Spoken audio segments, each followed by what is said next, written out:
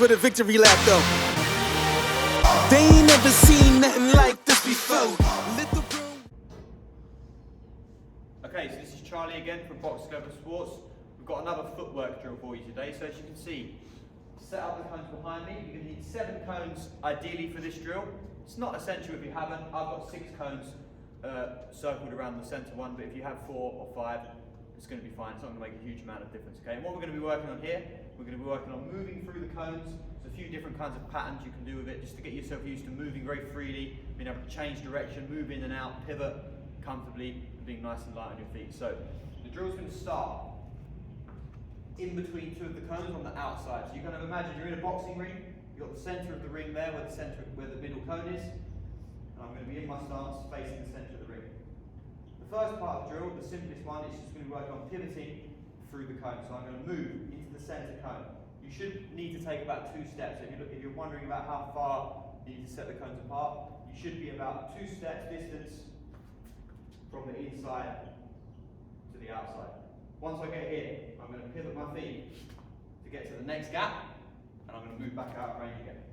So I come in, I pivot, and I move out. That's the simplest, easiest one to do to start off with, okay? So you just come around, it's literally a small little turn, again moving off of that front foot, so I'm rotating my front foot in the floor. Make sure I'm keeping my stance and my balance, keeping my hands up, okay? We can then go the other way around, so maybe once you've got the whole circle, you've gone around the whole way, you can try the other direction. So I move back into the centre. This time I'm still pivoting off of my lead foot. I'm just going to turn to the right, and I'm going to come back out again.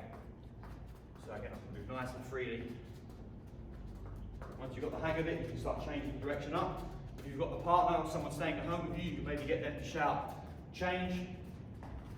So you can kind of practice having to react, change direction nice and quickly, okay? If we want to make it a little bit more difficult, we can add in slightly bigger pivots, so we can be moving around as normal, and then rather than just pivoting one cone, you can take a bit of a bigger pivot and skip 2 cones.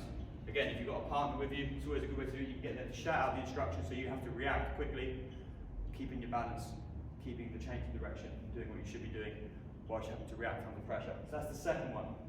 The third one is going to be taking it onto the outside. So rather than moving into the centre and pivoting and changing direction on the inside, we're going to be changing direction on the outside. So again, I'm going to start here, I'm going to move in, and then this time, rather than changing direction and moving out through the gap, I'm going to come back out the gap, and I'm going to circle around, come back in, circle around. Again, I can do this in either direction.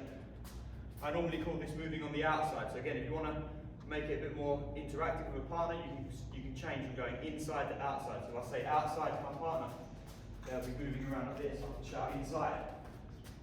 They then have to switch. I say outside, they have to switch back.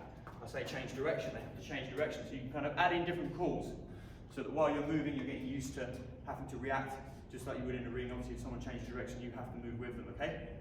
Main things to remember when you're moving, as always, make sure whichever direction you're moving, that foot's moving first. So if I'm moving forward into that middle cone, my front foot goes first. I'm moving back, my back foot goes first. I'm circling to the right, my right foot goes first. I'm circling to the left, my left foot goes first. All the while I'm moving, I should be in my boxing stance. I shouldn't be dropping my hands, so I'm moving around. Whichever I'm doing, I'm trying to look forward. I'm not trying to look at the floor. If I was boxing somebody and I'm walking around looking at the floor, I'm not going to be able to see the punches coming at me. So try and keep your eyes forward and trust your feet to do what they need to do, okay? Last one, got to add in some corrective punishments in case you get it wrong. So if I ever touch the cone, I'll give myself a punishment of 10 press-ups. It could be whatever you want to be. You want to make it burpees, you want to make it more or less reps. So that way, every time you touch the cone, you've got to drop down, give yourself 10. So you're getting a bit of an upper body workout in as well. And also just encouraging you to not hit the cones, do the drill nice and correctly. So give that one a go at home. Shouldn't need too much space, but again, if you live in a small apartment or got a small flat, haven't got much room, you can take this out over the park. As long as you're on your own doing it, it's going to be absolutely fine. Let's give that one a try.